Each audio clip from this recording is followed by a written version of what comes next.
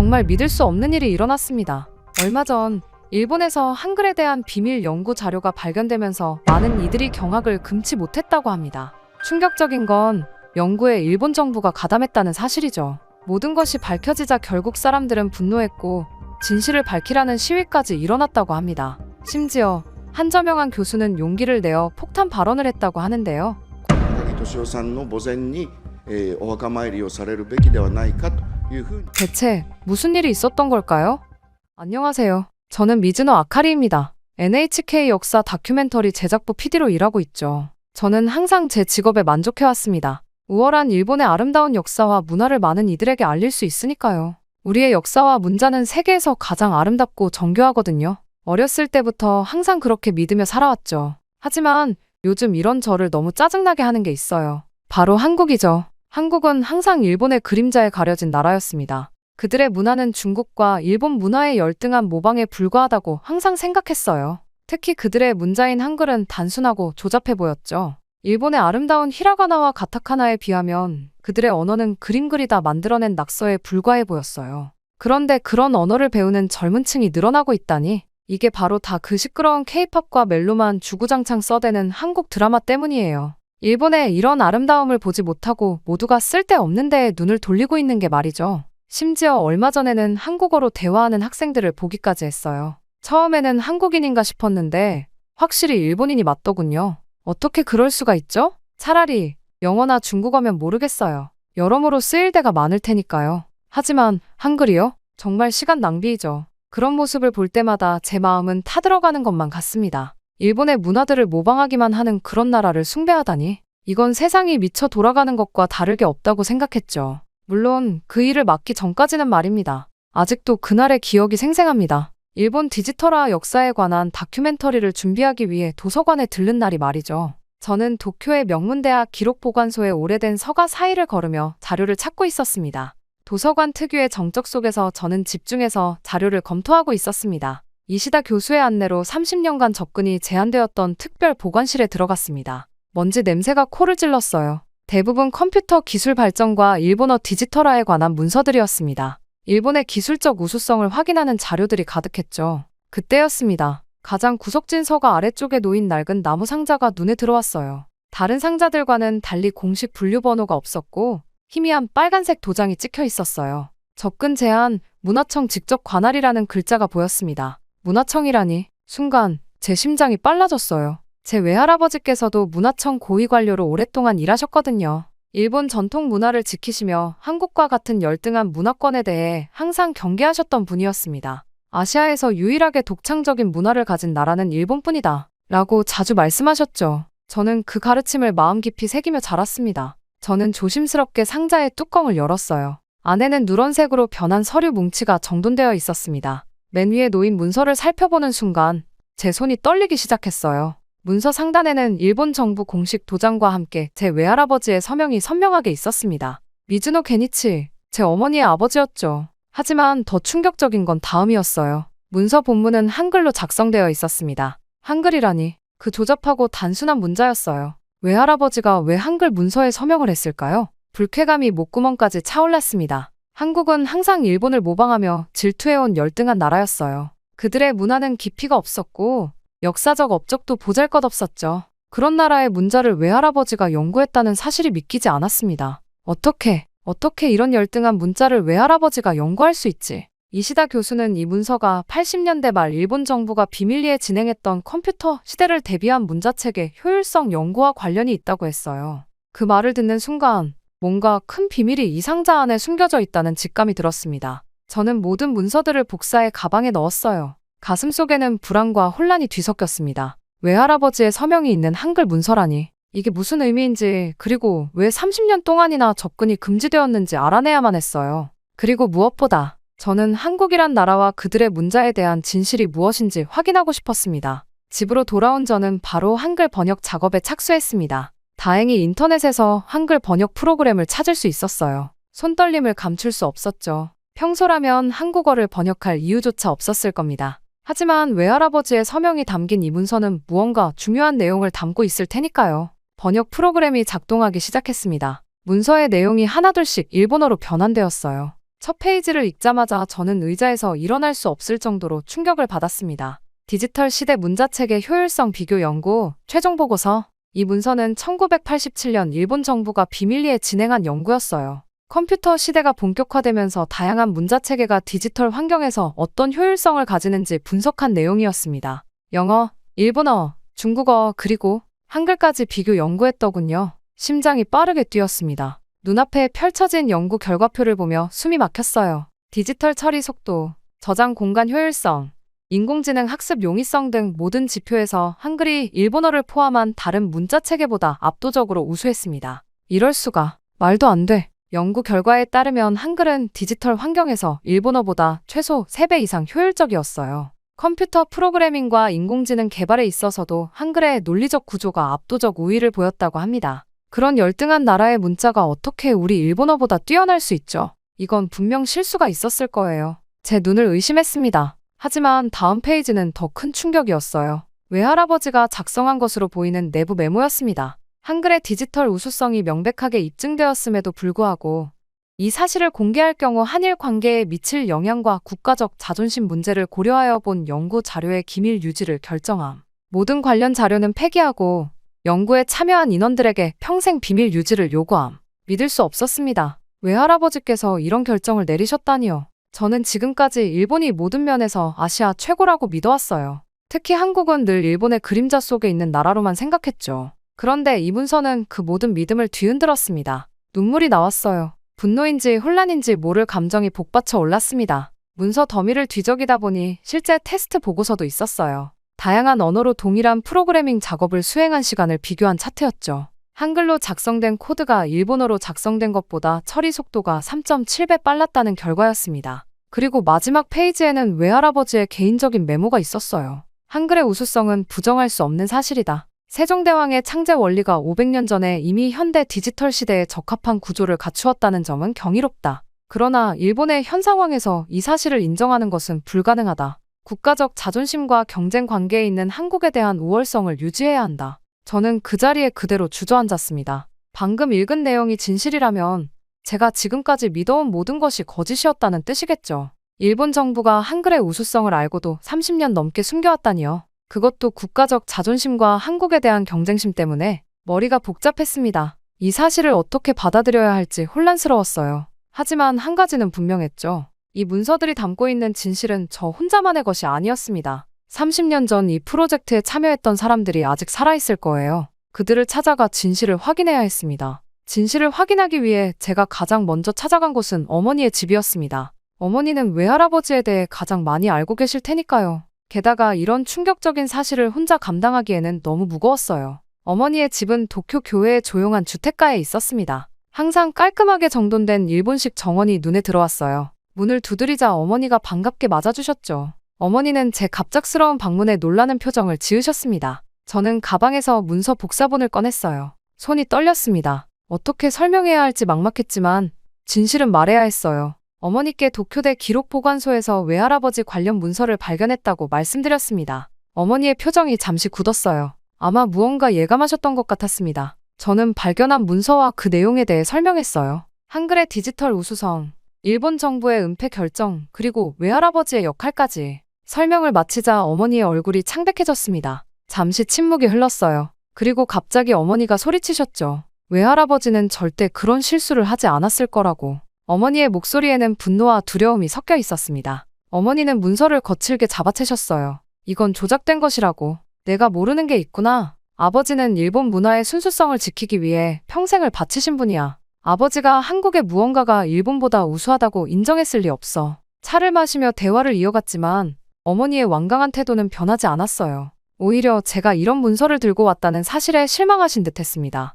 이런 문서로 아버지의 명예를 훼손하지 마. 가문의 명예도 생각해야지. 가족의 명예. 그 말이 가슴에 와닿았습니다. 저는 미즈노 가문의 일원으로서 자부심을 가지고 살아왔어요. 외할아버지는 우리 가문의 자랑이었고 일본 문화 보존에 기여한 위대한 인물이었죠. 그런데 이 문서는 그 모든 이미지를 무너뜨릴 수 있었습니다. 집으로 돌아오는 길, 머릿속은 혼란스러웠어요. 한편으로는 객관적 증거가 눈앞에 있는데 어머니가 부정하는 것이 이해되지 않았습니다. 다른 한편으로는 가족의 명예와 자부심을 지키고 싶은 마음도 컸죠. 그날 밤 잠을 이루지 못했어요. 평생 제가 믿어왔던 일본의 우월성이 거짓일 수 있다는 사실과 외할아버지가 그 은폐에 관여했다는 사실 사이에서 갈등했습니다. 일본인으로서의 자부심과 진실을 추구하는 저널리스트로서의 소명 사이에서 괴로웠어요. 창밖을 바라보며 생각했습니다. 진실이 무엇이든 저는 그것을 마주해야 했어요. 설령 그것이 불편한 진실이라 할지라도 그것이 외할아버지가 정말로 원하셨을 일이라고 믿고 싶었습니다. 다음 날 아침 결심했어요. 더 많은 증거를 찾아야 했습니다. 이 비밀 프로젝트에 참여했던 다른 사람들을 찾아내야 했죠. 그들만이 진실을 말해줄 수 있을 테니까요. 문서에 적힌 이름들을 하나하나 조사했습니다. 대부분은 이미 고인이 되었거나 연락이 닿지 않았어요. 마지막 희망은 프로젝트 총괄 책임자였던 다카하시 쇼타로 교수였습니다. 은퇴 후 교토 근교의 조용한 마을에서 살고 있다는 정보를 얻었어요. 교토행 신칸센 안에서 창밖을 바라보며 생각에 잠겼습니다. 진실을 알게 된다면 제 인생이 어떻게 바뀔까요? 평생 믿어온 일본의 우월성이 무너진다면 제 정체성은 어떻게 될까요? 하지만 이제 돌아갈 수 없었어요. 교토에 도착해 렌터카를 빌려 산속 마을로 향했습니다. 다카하시 교수의 집은 대나무 숲으로 둘러싸인 전통 일본 가옥이었어요. 문을 두드리자 나이든 남성이 나왔습니다. 흰 머리에 깊은 주름이 있었지만 눈빛은 여전히 날카로웠죠. 다카하시 교수는 제 방문 목적을 듣자 잠시 침묵했습니다. 그의 표정에서 놀라움과 경계심, 그리고 이상하게도 안도감이 느껴졌어요. 저를 집 안으로 초대한 교수는 아무 말 없이 찻잔을 내왔습니다. 게니치 미즈노의 손녀딸이라는 말에 다카하시 교수의 태도가 완전히 바뀌었어요. 그의 눈에서 눈물이 맺혔습니다. 30년이 넘게 가슴에 묻어둔 비밀을 털어놓을 때가 왔다고 말했죠. 교수는 1987년 당시 상황을 자세히 설명했습니다. 일본 정부는 컴퓨터 시대를 대비해 세계 각국의 문자책의 효율성을 비교 연구했어요. 처음에는 일본어가 가장 효율적일 거라 예상했지만 연구 결과는 충격적이었습니다. 한글이 모든 측면에서 압도적으로 우수했어요. 특히 충격적인 사실은 일본 정부가 이 사실을 알고 난 후의 대응이었습니다. 다카하시 교수는 떨리는 목소리로 말했어요. 일본 정부는 한글의 우수성을 처음부터 알고 있었으나 한국을 인정할 수 없어서 의도적으로 은폐했다고. 일본의 자존심과 한국에 대한 경쟁심이 진실보다 우선시되었던 거죠. 교수는 방 안쪽 서재로 들어가 오래된 금고를 열었습니다. 그 안에서 낡은 문서 뭉치를 꺼냈어요. 원본 연구 자료였습니다.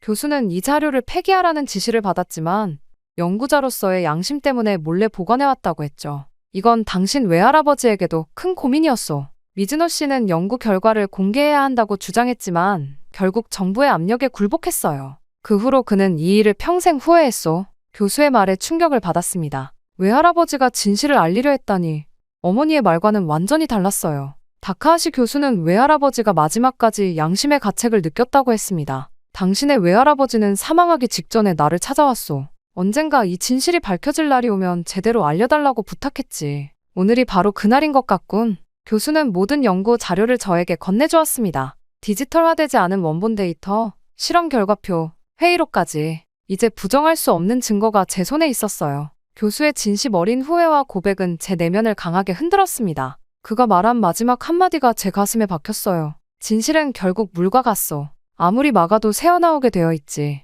30년이 지났지만 이제라도 세상이 알아야 할 때가 온 것 같소. 교토를 떠나는 기차 안에서 교수가 준 자료들을 들여다보았습니다. 확실한 증거가 눈앞에 있었어요. 이제 제가 해야 할 일은 분명했습니다. 진실을 확인하고 그것을 어떻게 세상에 알릴지 결정하는 것. 그러나 먼저 제 자신의 편견과 마주해야 했어요. 한국과 한글에 대한 제 생각이 잘못되었다면 다른 무엇이 또 잘못되었을까요? 도쿄로 돌아오는 기차 안에서도 다카하시 교수의 말이 계속 머릿속을 맴돌았습니다. 30년 전 연구 결과가 정말 정확하다면 왜 일본 정부는 그토록 필사적으로 숨기려 했을까요? 한글이 정말 디지털 환경에서 일본어보다 효율적일 수 있을까요? 저는 누군가의 말이나 오래된 문서만으로는 확신할 수 없었어요. NHK 다큐멘터리 PD로서 직접 사실을 검증해야 했습니다. 집에 도착하자마자 계획을 세웠어요. 현대 기술로 다시 한번 한글과 일본어의 디지털 효율성을 비교해 보기로 했습니다. 대학 시절 친구인 나카무라 히로시에게 연락했어요. 그는 현재 도쿄공대에서 인공지능 언어 처리 연구를 하고 있었습니다. 프로젝트의 민감성을 고려해 모든 내용을 말하진 않았어요. 단지 다큐멘터리를 위한 연구라고만 설명했죠. 히로시의 연구실은 최첨단 장비로 가득했습니다. 저는 다카하시 교수에게 받은 1980년대 연구 방법론을 참고해 새로운 실험을 설계했어요. 같은 내용의 텍스트를 일본어와 한글로 준비하고 컴퓨터 프로세싱 속도, 메모리 사용량, 인공지능 학습 효율성 등을 측정했습니다. 첫 번째 테스트는 텍스트 인식 속도였어요. 동일한 내용을 담은 일본어와 한글 문서를 스캔해 디지털화하는 시간을 측정했습니다. 결과는 놀라웠어요. 한글 문서가 일본어보다 평균 2.8배 빠르게 처리되었습니다. 두 번째 테스트는 저장 공간 효율성이었어요. 같은 내용을 담은 텍스트 파일의 크기를 비교했습니다. 한글 파일이 일본어 파일보다 약 3.1배 작았어요. 이는 한글의 구조적 효율성 때문이었습니다. 세 번째 테스트는 가장 충격적이었어요. 인공지능이 언어를 학습하는 속도와 정확성을 비교했습니다. 똑같은 AI 알고리즘에 일본어와 한글을 학습시켰죠.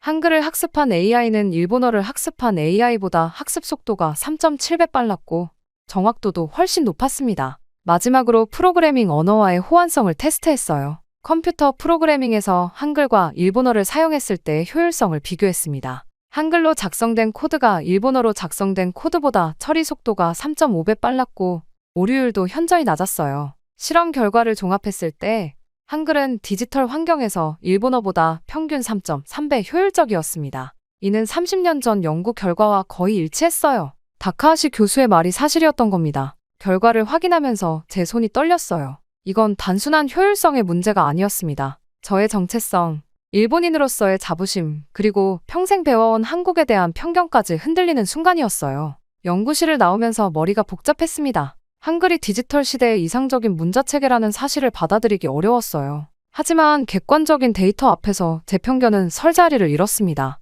집으로 돌아오는 길, 거리에 일본어 간판들이 다르게 보였어요. 복잡한 가나와 한자로 이루어진 우리 문자가 아름답긴 하지만 효율성 측면에서는 분명한 한계가 있었습니다. 그날 밤 컴퓨터 앞에 앉아 한국어 학습 사이트를 열었어요. 호기심에서였을까요?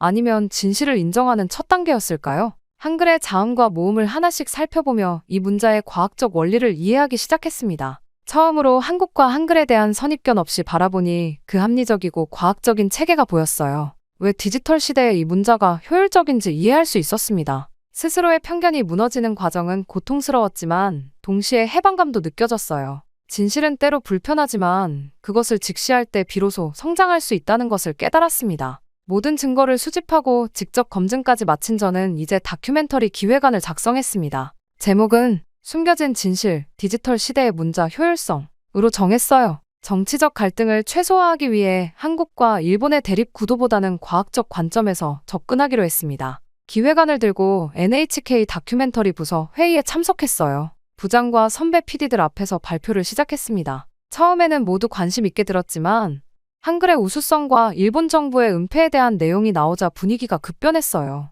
다나카 부장의 얼굴이 굳어졌습니다. 마지막 슬라이드를 넘기자 회의실은 침묵에 빠졌어요. 잠시 후 부장이 말했습니다. 이런 민감한 내용은 방송하기 어렵다고. 특히 정부 비판으로 해석될 수 있는 부분은 NHK의 입장에서 위험하다는 이유였어요. 다른 선배 PD들도 비슷한 의견이었습니다. 방송 규정상 정치적 중립성을 지켜야 하고 한일 관계가 예민한 시기에 이런 다큐멘터리는 외교적 문제를 일으킬 수 있다는 우려였어요. 심지어 일부는 자료의 신뢰성까지 의심했습니다. 저는 모든 증거와 검증 결과를 제시했지만 회의 결론은 보류였어요. 사실상 거절이었습니다. 사무실로 돌아와 쓰레기통에 기획안을 던졌어요. 분노와 좌절감이 밀려왔습니다. 다음 날 다나카 부장이 저를 따로 불렀어요. 그는 조용한 목소리로 말했습니다. 내용이 사실이라 해도 지금 일본 사회는 받아들일 준비가 되어 있지 않다고. 그리고 놀랍게도 제 외할아버지와 함께 일했던 경험을 언급했어요. 미즈노 게니치도 비슷한 고민을 했었다며 때로는 진실을 위해 전략적으로 행동해야 한다고 조언했습니다.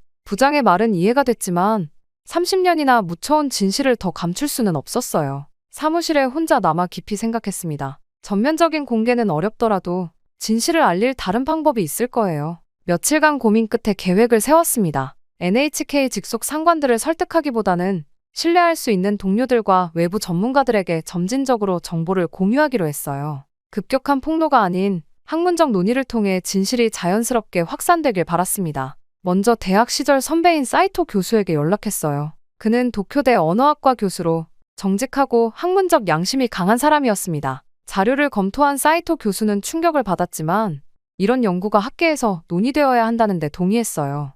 다음으로 NHK 내에서 신뢰할 수 있는 동료 PD 3명에게 비공식적으로 자료를 보여주었습니다. 모두 처음에는 의심했지만 증거를 검토한 후에는 이 이야기가 언젠가는 다루어져야 한다는 데 동의했어요. 또한 독립 미디어 플랫폼에서 일하는 친구 요시다에게도 자료를 전달했습니다. 그녀는 한일 관계에 관심이 많은 저널리스트였어요. 요시다는 자료를 바탕으로 심층 기사를 준비하겠다고 약속했습니다. 이렇게 신중하게 정보를 공유하며 진실이 점진적으로 퍼져나가길 기다렸어요. 급격한 공개보다는 사회가 받아들일 수 있는 속도로 진실이 알려지기를 원했습니다. 때로는 폭풍처럼 갑자기 밀려오는 진실보다 서서히 스며드는 물방울이 단단한 바위도 뚫을 수 있다고 믿었어요. 방송국의 반대와 압력에 직면했지만 저는 진실을 묻어서는 안 된다는 소신을 지켰습니다. 그것이 외할아버지가 진정으로 원했던 바라고 믿었고 언젠가 일본 사회가 이 진실을 받아들일 준비가 되었을 때 공식적인 다큐멘터리로 제작할 기회가 올 거라고 기대했어요.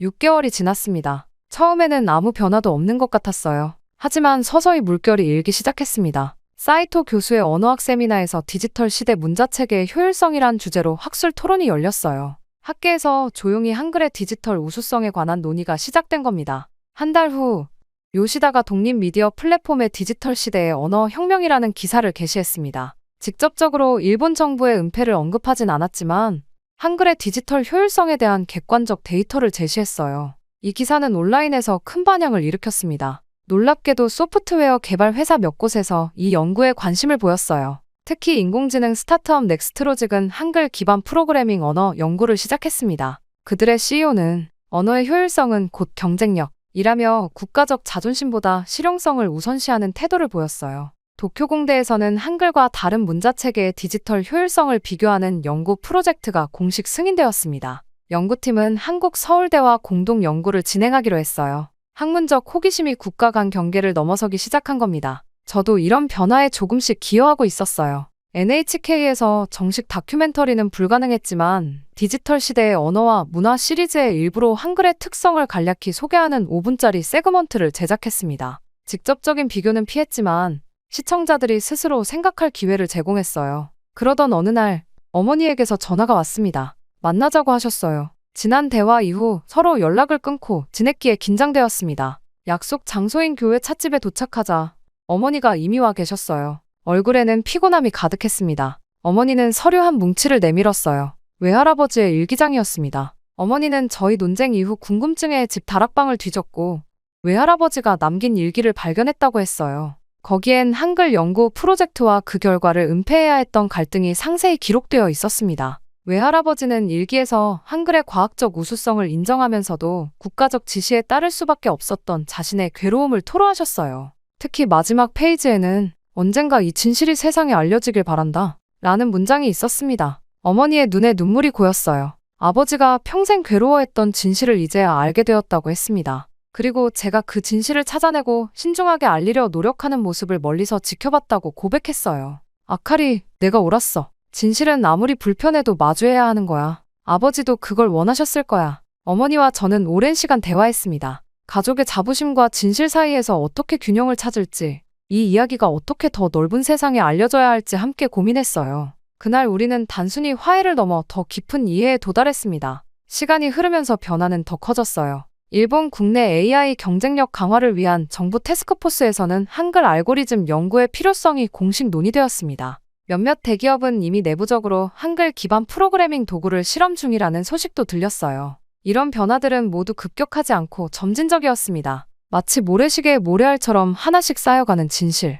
저는 이것이 가장 건강한 방식이라고 믿었어요. 사회가 스스로 준비될 때까지 기다리는 지혜가 필요했습니다. 첫 변화의 신호는 1년 후에 나타났습니다. 일본 교육부가 발표한 미래 디지털 교육 혁신안에는 놀라운 내용이 포함되어 있었어요. 특별 연구 학교들에서 디지털 시대 언어체계의 이해라는 실험적 커리큘럼을 도입한다는 내용이었습니다. 그 중에는 한글 교육 프로그램도 포함되어 있었어요. 처음에는 소규모로 시작했습니다. 도쿄, 오사카, 후쿠오카의 10개 학교에서 선택적 프로그램으로 운영되었어요. 프로그램의 공식 목적은 디지털 시대 다양한 문자 체계의 과학적 이해였습니다. 직접적으로 한글의 우수성을 언급하지는 않았지만 객관적인 데이터를 학생들에게 제시했어요. 이 프로그램은 예상보다 큰 관심을 받았습니다. 특히 컴퓨터 과학과 프로그래밍에 관심 있는 학생들 사이에서 인기가 높았어요. 학생들은 선입견 없이 데이터를 받아들이고 효율성의 관점에서 한글의 구조에 매료되었습니다. 기업 세계에서도 변화가 일어나고 있었어요.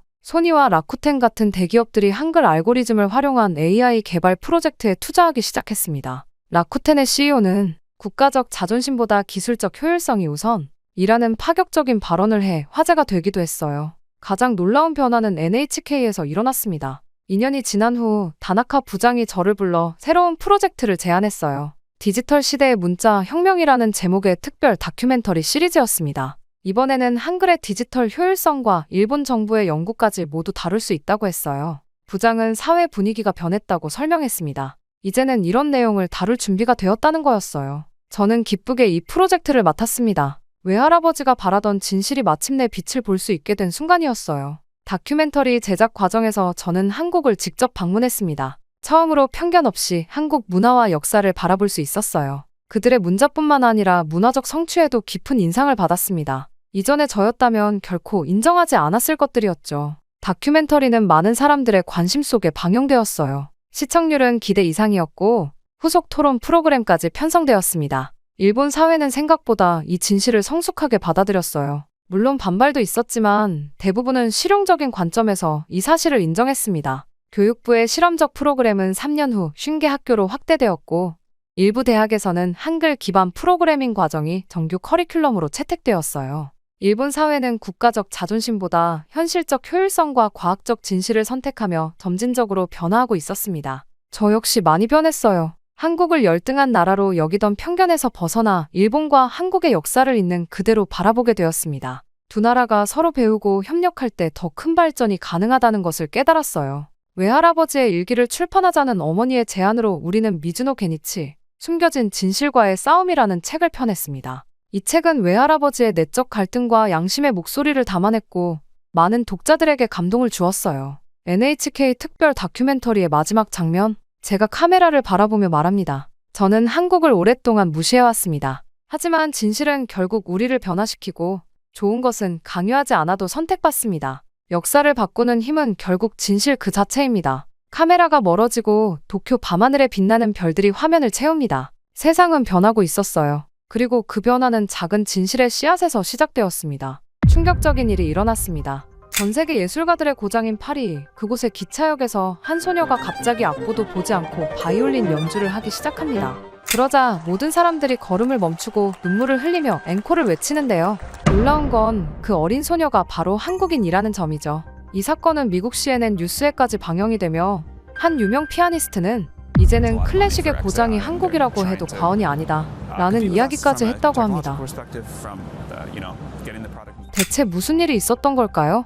안녕하세요. 저는 클라우스 폰 슈미트입니다. 파리 유명 음악대학교인 국립고등음악원에서 피아노를 가르치는 교수죠. 저는 유럽의 많은 유명 제자들을 육성하고 클래식을 알리는 것만큼 저에게 큰 기쁨은 없었습니다. 클라우스, 기억해라. 진정한 클래식은 유럽에서만 존재한다. 3대 음악가 집안인 만큼 저희 부모님 또한 제게 유럽 문화의 우월성을 강조했습니다. 그렇게 저도 모르게 그런 생각들을 내면화했죠. 때문에 최고의 음악은 클래식이라고 평생을 자부해왔고 다른 음악들은 거들떠도 보지 않았죠. 그런데 이런 저를 요즘 괴롭히는 일이 있습니다. 바로 한국이죠. 특히 얼마 전 뉴스에서 우연히 본 K-팝 공연 영상은 저를 불쾌하게 만들었어요. 화려한 춤과 현란한 영상미, 귀에 감기는 멜로디에 사람들이 열광하는 모습이 이해되지 않았습니다. 게다가 요즘은 길거리만 지나면 자꾸 귀를 찢어질 듯 때리는 한국의 싸구려 음악들이 자꾸 들려와요. 이곳은 유럽이잖아요? 대체 왜 저렇게 고상하지도 않고 듣기만 해도 스트레스를 받는 저런 노래가 왜 판을 치는 거냐고요? 더욱 화가 나는 것은 클래식의 입지가 점점 줄어들고 있다는 점입니다. 특히 얼마 전 제 단골 바에서 있었던 일은 정말 충격적이었어요. 고음질의 클래식을 벗삼아 와인 한 잔을 마시면 마치 과거로 돌아간 듯한 느낌이 드는 곳이라 10년 넘게 다녔던 곳이었죠. 그런데 갑자기 그 집이 문을 닫는다고 하지 않겠어요? 제 유일한 마음의 안식처였던 곳이 말입니다. 이유를 물으니 맞은편 바에서 K-팝을 트는데 사람들이 모조리 그곳으로 몰려 더 이상 운영을 할 수가 없다고 하더군요. 순간 분노가 치밀어 올랐습니다. 미개한 한국의 노래에 열광하는 사람들을 도저히 이해할 수가 없더군요. 언제부터 파리지앵들의 수준이 이렇게 낮았는지 자국민들한테까지 실망감이 들더군요. 결국 저는 그렇게 저희 단골집마저 잃고 말았습니다. 그 이후로 K-팝이나 그런 공장에서 찍어낸 듯한 아이돌 노래를 권하는 사람들과는 말도 섞지 않았어요. 모두가 미쳤다고 생각했거든요. 물론 그 아이를 보기 전까지는 말입니다. 그날은 특별한 날이었습니다. 제 제자 로베르토 카발리가 세계 투어를 마치고 파리로 돌아오는 날이었으니까요. 로베르토는 뉴욕, 런던, 베를린, 도쿄 등 세계 각지를 돌며 공연했습니다. 저는 그가 아시아 투어를 한다고 했을 때 살짝 눈살을 찌푸렸던 기억이 났습니다. 왜 굳이 그곳까지 가야 하느냐고 생각했죠. 젊은이답게 열린 마음을 가지고 있었던 로베르토는 음악에는 국경이 없다고 말했었습니다. 저는 그때는 회상하며 플랫폼으로 향했습니다. 플랫폼에는 이미 많은 사람들이 모여 있었습니다. 아마도 로베르토의 팬들인 듯했어요. 저는 흐뭇한 미소를 지었습니다. 제 제자가 이렇게 인기를 끌다니 자랑스러웠죠. 그리고 마침내 로베르토가 검은색 코트 자락을 휘날리며 플랫폼에서 내렸습니다. 저는 그를 향해 한 걸음 다가갔죠. 그 순간 예상치 못한 일이 벌어졌습니다. 주변에서 누군가 로베르토 카발리를 알아보고 외치자 순식간에 사람들이 모여들기 시작했어요. 로베르토의 얼굴은 살짝 당황한 기색이었지만 곧 프로다운 미소를 띄었습니다. 팬들이 사인을 요청하고 사진을 찍자고 했죠. 제 제자는 모든 요청에 친절하게 응했습니다. 아시아 투어에서 돌아온 그를 향해 도쿄 공연이 얼마나 환상적이었는지에 대한 감탄의 말도 들렸습니다. 가슴이 뿌듯했죠. 이것이 바로 유럽 정통 클래식의 힘이라고 생각했습니다. 세계 어디서든 인정받는 진정한 음악의 힘이요. 특히 제 제자가 아시아 청중들마저 사로잡았다는 사실이 은근히 만족스러웠습니다. 그때 로베르토가 갑자기 발걸음을 멈췄습니다. 그의 시선이 한쪽으로 향했고 눈이 반짝였습니다. 가르드 리옹의 한편에는 누구나 연주할 수 있는 피아노라는 표지판과 함께 그랜드 피아노가 놓여 있었습니다. 파리시의 공공예술 프로젝트였죠. 로베르토의 표정에서 파리에 돌아와 연주하고 싶은 마음이 역력했습니다. 저는 미소를 지었습니다. 이 순간이 바로 음악의 순수한 기쁨이니까요. 로베르토는 짐을 제게 맡기고 피아노로 향했습니다. 사람들은 금세 그가 누구인지 알아보고 하나둘 모여들기 시작했죠. 하지만 그때까지만 해도 제가 곧 마주하게 될 예상치 못한 만남에 대해서는 전혀 알지 못했습니다. 제 음악관, 나아가 세계관을 흔들어 놓을 만남 말이죠. 그때였습니다. 군중 사이에서 작은 움직임이 보였습니다. 사람들이 슬며시 귀를 내주고 있었죠. 저는 호기심의 시선을 그쪽으로 돌렸습니다. 그리고 놀랐습니다. 10살 정도로 보이는 동양 소녀가 바이올린 케이스를 들고 조심스럽게 앞으로 나오고 있었거든요. 소녀는 로베르토에게 다가가 자신이 한국에서 왔다고 소개했습니다. 그리고 바이올린을 가리키며 이 곡을 조금 알고 있으니 함께 연주하고 싶다는 의사를 표현했습니다. 제 가슴속에서 불편한 감정이 피어올랐습니다. 유럽 클래식의 영역에 감히 한국 소녀가. 이건 말도 안 되는 일이었습니다. 로베르토의 반응은 제 예상과 달랐습니다. 그는 환한 미소를 지으며 고개를 끄덕였고 피아노에서 조금 물러나 소녀에게 자리를 내주었습니다. 소녀의 얼굴에 기쁨이 번졌습니다. 그녀는 서둘러 바이올린 케이스를 열고 악기를 꺼냈죠. 저는 그 광경을 지켜보며 불쾌감이 치밀어 올랐습니다. 세계적인 피아니스트와 함께 연주한다고. 파리 한복판에서? 이런 철없는 용기가 어디서 나오는 걸까요? 아마도 부모님이 소녀를 과대평가하는 모양이라고 생각했습니다. 동양인들이 자녀 교육에 광적이라는 얘기는 들었지만 이 정도일 줄은 몰랐습니다. 소녀는 바이올린을 턱에 고정시키고 조율을 시작했습니다. 그 모습은 적어도 전문가처럼 보였죠. 하지만 저는 여전히 회의적이었습니다. 기껏해야 몇 년 배운 아마추어일 테니까요. 로베르토가 소녀에게 말을 걸었습니다. 아마도 어떤 곡을 연주할지 묻는 것 같았어요. 관객들 사이에서 수군거림이 들렸습니다. 일부는 흥미로워 보였고 일부는 저처럼 의구심을 품은 것 같았죠. 제 옆에 선 프랑스 신사는 고개를 갸웃거리며 미심쩍어 했습니다. 그의 표정에서 저와 비슷한 생각을 읽을 수 있었어요. 이게 무슨 상황이지? 로베르토가 건반 위에 손을 올렸습니다. 소녀도 바이올린을 구준비 자세로 들었죠. 잠시 눈빛을 교환한 후 두 사람은 거의 동시에 연주를 시작했습니다. 첫음이 울려 퍼졌습니다. 그리고 그 순간 저는 완전히 얼어붙고 말았어요.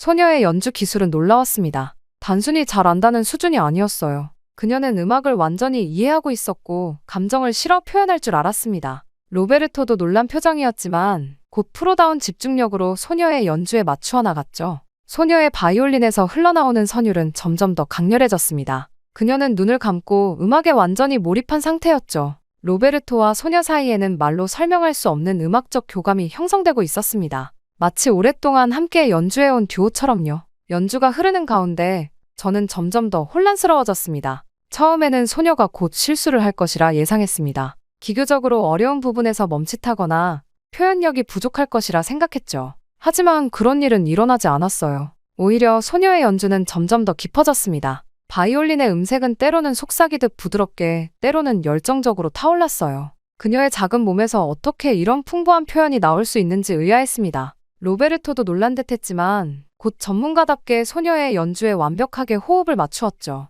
두 사람의 합주는 마치 오랫동안 함께 연습해온 듀오 같았습니다. 피아노와 바이올린의 대화, 주고받음이 너무나 자연스러웠어요. 로베르토가 음악적 프레이즈를 던지면 소녀는 그것을 받아 더 아름답게 발전시켰습니다. 그리고 로베르토는 다시 소녀의 선율에 영감을 받아 새로운 표현을 더했죠. 기차역에 있던 사람들은 이제 완전히 이 예상치 못한 공연에 빠져들었습니다. 처음에는 50여 명이었던 관객이 이제는 200명 가까이 모여들었어요. 사람들은 스마트폰으로 영상을 찍고 숨죽여 감상했습니다. 어떤 이들은 감동의 눈물을 글썽이기도 했죠. 저는 점점 더 혼란스러웠습니다. 제 머릿속에서는 오랜 신념과 눈앞의 현실이 충돌하고 있었어요. 어떻게 이런 일이 가능한 걸까요? 한국 소녀가, 그것도 고작 10살 정도로 보이는 아이가 이토록 성숙한 연주를 한다니. 저는 귀를 의심했습니다. 첫 곡이 끝나자 우레와 같은 박수가 터져 나왔습니다. 사람들은 브라보를 외치며 환호했어요. 소녀는 수줍게 미소 지으며 인사했죠. 로베르토는 존경의 눈빛으로 소녀를 바라보았고 그들은 서로 눈짓으로 다음 곡을 상의했습니다.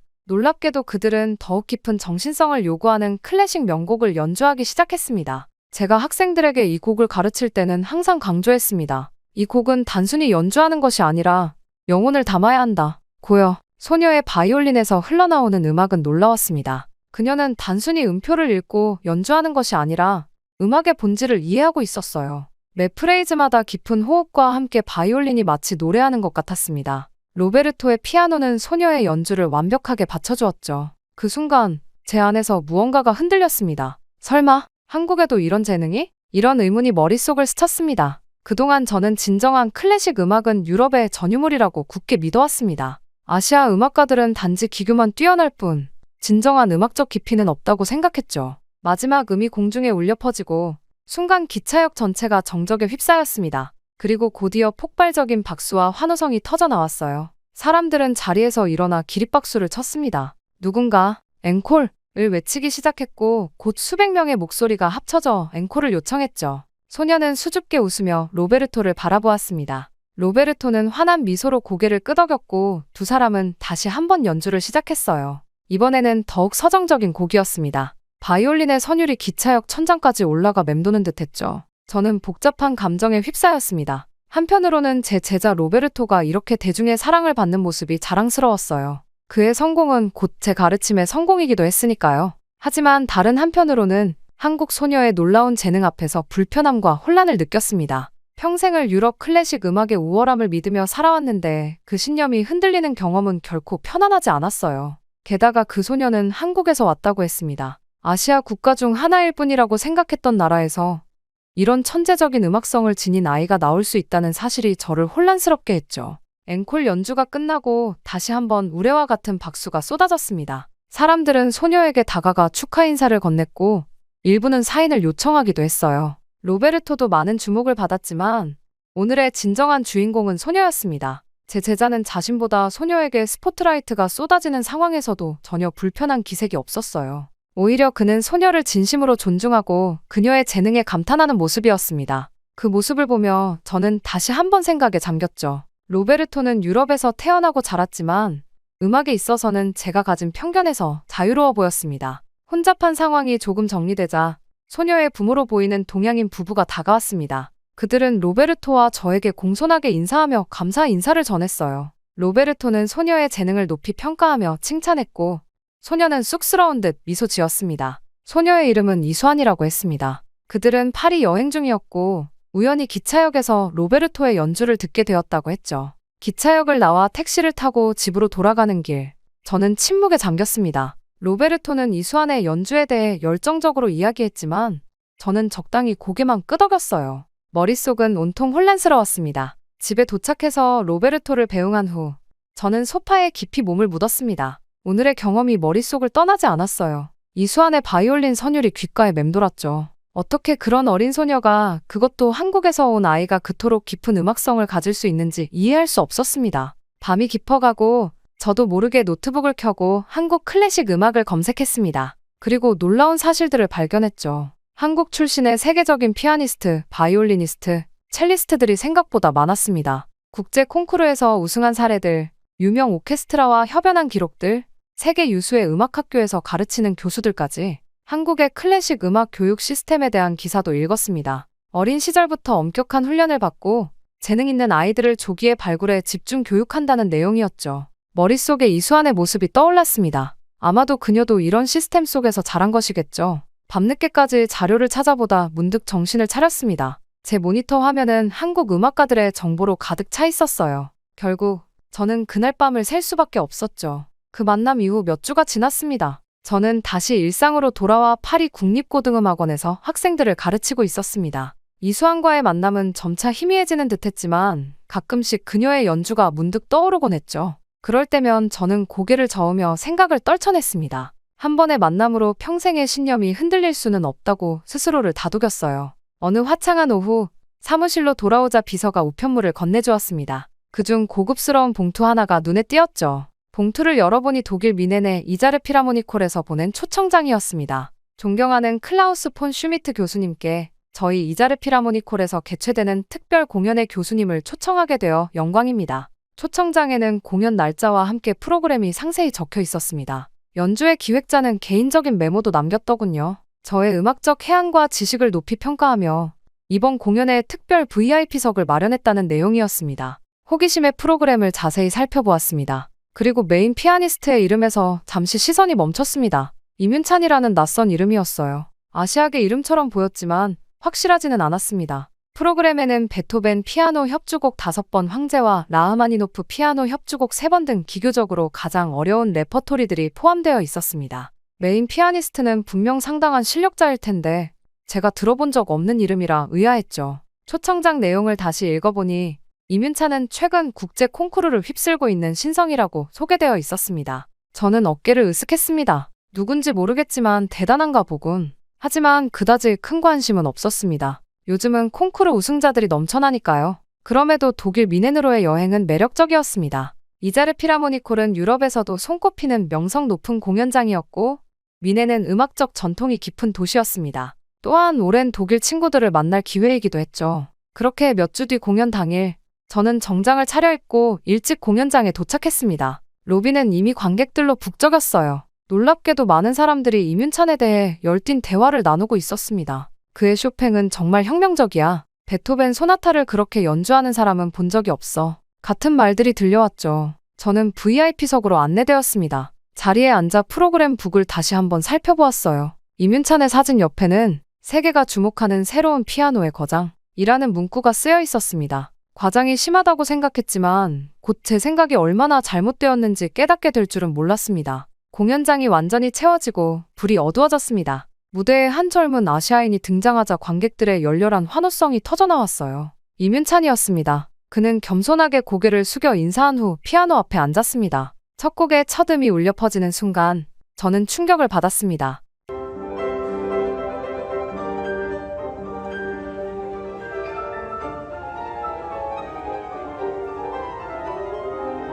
그의 터치는 맑고 투명했으며 동시에 깊은 울림이 있었어요. 임윤찬은 베토벤의 소나타를 연주했는데 베토벤을 수십 년간 연구해온 저조차 새롭게 느껴지는 해석이었습니다. 마치 작곡가의 의도를 직접 전달받은 듯한 연주였어요. 한 곡 또 한 곡이 이어지며 저는 점점 더 깊은 감동에 빠져들었습니다. 그의 연주는 단순한 기교를 넘어 음악의 본질을 완벽하게 이해하고 표현하는 것이었습니다. 특히 라흐마니노프의 협주곡에서는 온몸의 전율이 느껴졌어요. 어떻게 이렇게 어린 연주자가 이토록 깊은 감정을 표현할 수 있는지 이해할 수 없었습니다. 임윤찬의 손가락은 건반 위에서 마치 살아있는 생명체처럼 움직였습니다. 때로는 폭풍처럼 강렬하게, 때로는 속삭임처럼 섬세하게 음악을 빚어냈어요. 그의 연주에서는 피아노라는 악기의 한계가 느껴지지 않았습니다. 세트리스트의 마지막 곡이 끝나자 관객들은 일제히 기립해 열광적인 박수를 보냈습니다. 앵콜 요청이 쏟아졌고 임윤찬은 다시 무대로 나와 조용히 피아노 앞에 앉았습니다. 그가 연주한 앵콜곡은 쇼팽의 녹턴이었어요. 그 순간 저는 무언가 따뜻한 것이 뺨을 타고 흐르는 것을 느꼈습니다. 눈물이었습니다. 저도 모르게 흘러나온 감동의 눈물이었어요. 어떻게 이렇게 어린 나이에 이런 경지에 도달할 수 있단 말인가. 그것도 한국이라는 제가 클래식 음악의 변방이라 생각했던 나라에서 온 연주자가? 앵콜이 끝나고 공연장을 나오면서 갑자기 파리 기차역에서 만났던 한국 소녀 이수환의 모습이 떠올랐습니다. 그 소녀의 바이올린 연주에 느꼈던 놀라움, 그리고 오늘 이윤찬의 피아노에 느낀 감동이 겹쳐졌어요. 제 마음속에 오랫동안 자리 잡고 있던 선입견의 벽이 조금씩 무너지는 소리가 들리는 듯했습니다. 공연장을 나와 호텔로 돌아가는 길, 저는 마음을 진정시키기 위해 미넨의 밤거리를 천천히 걸었습니다. 이윤찬의 연주가 귓가에 생생하게 맴돌았습니다. 그의 손끝에서 피어난 음악은 단순한 소리의 나열이 아닌 영혼의 언어와도 같았습니다. 지금까지 제가 들어본 어떤 피아니스트와도 비교할 수 없는 특별함이 있었어요. 호텔 라운지에 들어서자 우연히 음악 비평가로 알고 지내던 독일인 친구 한스를 만났습니다. 그도 오늘 이윤찬의 공연을 보고 왔다고 했어요. 저희는 함께 앉아 와인을 마시며 공연에 대해 이야기를 나눴습니다. 클라우스, 자네도 오늘 공연을 봤나? 정말 놀라운 재능이지 않은가? 저는 고개를 끄덕이며 솔직한 감상을 나눴습니다. 그러자 한스는 이윤찬에 대한 더 자세한 정보를 들려주었습니다.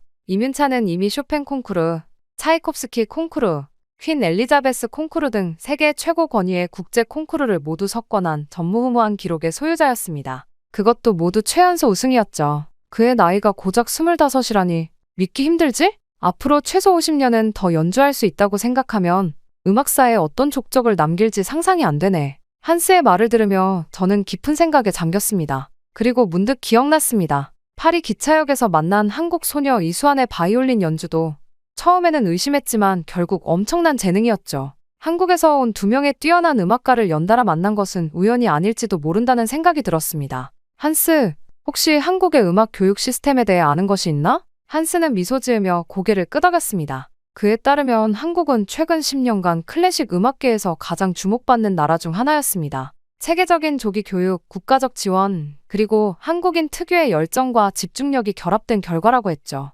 사실 음악계에서는 이미 K-클래식이라는 용어가 생겨날 정도야. 한국 출신 음악가들이 세계 무대를 휩쓸고 있거든. 호텔방으로 돌아와 저는 밤늦게까지 인터넷을 뒤지며 한국의 클래식 음악 현황에 대해 조사했습니다. 이윤찬 외에도 세계적인 지휘자, 바이올리니스트, 첼리스트들이 한국에서 나오고 있었어요. 서울에는 세계적 수준의 공연장들이 있었고 유명 오케스트라들이 정기적으로 방문했습니다. 새벽이 되어서야 저는 컴퓨터를 덮었습니다. 창밖으로 미넨의 새벽 하늘이 보였어요. 저는 깊은 숨을 들이마셨습니다. 평생 믿어왔던 유럽 중심의 음악관이 완전히 무너진 순간이었습니다. 유럽만 최고라고 믿었지만 아시아, 특히 한국에도 이렇게 천재들이 많다니. 기차역에서 만난 이수환의 순수한 열정, 이윤찬의 압도적인 연주가 겹쳐져 제 마음에 강렬한 인상을 남겼습니다. 제 일생에 걸친 편견이 틀렸다는 것을 인정하는 건 쉽지 않았지만 진실을 부정할 수는 없었어요. 아침이 되자 저는 갑작스러운 결정을 내렸습니다. 직접 가서 확인하자.